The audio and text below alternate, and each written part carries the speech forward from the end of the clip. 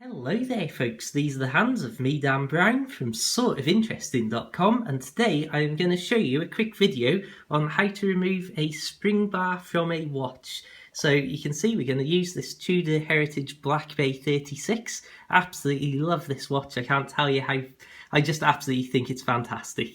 So as you can see, we're starting out with the watch naked here without a strap on it at the moment. And I'll show you in a moment some footage of me actually taking the original steel bracelet off, but I wanted to start out with this just as it is with no strap or anything, so you can see properly exactly how this spring bar setup works and get an insight into exactly what we're doing here. So basically you've got the top and bottom lugs with these little bars in between. On the ends of each of these spring bars there's a little extra piece that presses inwards so that you can pop it in and out of the holes in the actual lugs themselves. Now, in some cases, the easier way to go about this is if you have drilled lugs that have got a hole straight through, you take something like this spring bar removal tool with a little fine point and just press that through the hole, press the ends of the spring bar in and out the spring bar will pop.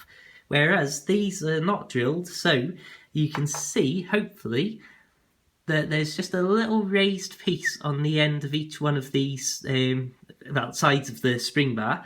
So you need something like this, which this is a poor quality tool, so this is absolutely massive, but ideally you'd have a much smaller, finer version of this, which basically you can see it's got that little fork on the end, which can then pop in behind one of those edges, the raised parts, and then you move that down to pop the spring bar out. So if I just put this down here, let's have a look if I just have something nice and smooth there.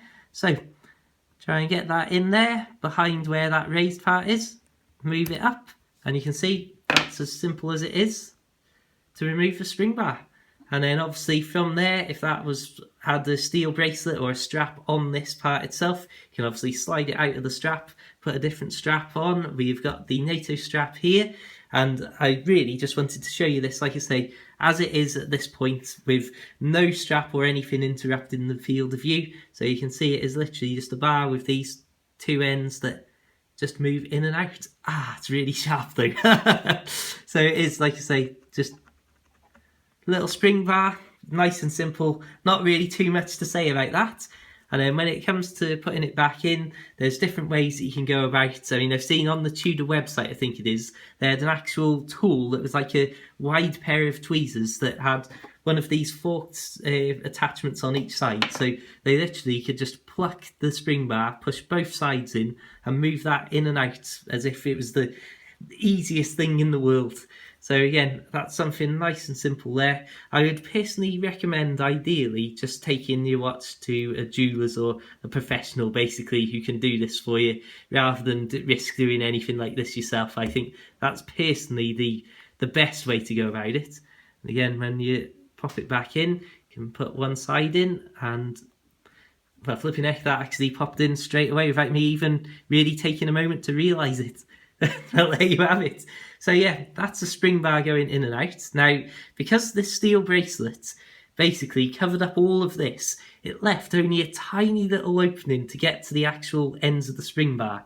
And this I really don't recommend, but what I personally ended up doing was using one of these tiny little screwdrivers to press into the hole and then move the side of the spring bar down so it popped out that way. But I really don't recommend that. And like I say, personally I feel that in an ideal world you would be able to pop down to a jeweller's or watch shop and have them do this for you, rather than, like you say, risk spoiling or scratching any part of your nice watch.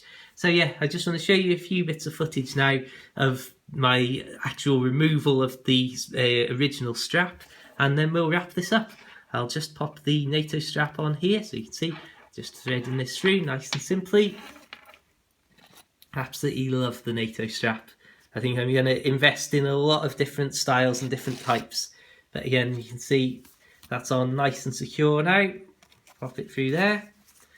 And yeah, there you have it. There's your NATO strap reattached. And that's it.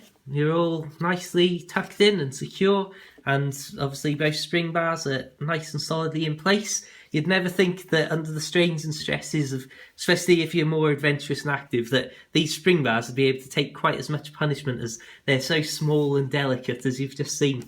Anyway, let's have a look at some more footage and wrap this video up.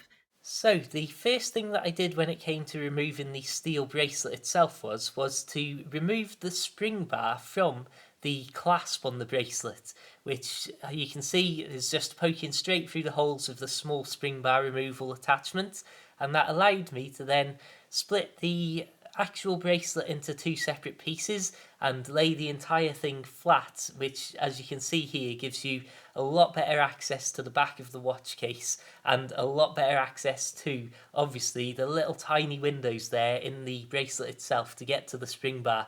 So you can see here that even though I was using a screwdriver, as I say, don't try this at home and I don't recommend this whatsoever, being extraordinarily careful, and after a good bit of practice, you can see how simply and how easy it was to get this steel bracelet off. So, like I say, don't try this yourself personally, that's my recommendation, but you can see again how easy and simple and straightforward the process is once you've got the knack of it. But it's definitely not worth practicing on an expensive watch, to be honest. Anyway, I hope that's been useful or interesting. Thank you so much for tuning in. Check out my other videos for more stuff like this and more to come. Feel free to find me all over the internet with the links in the description below. Until the next time though, keep it watchworthy, keep it interesting, have a fantastic day, and of course my friends, farewell.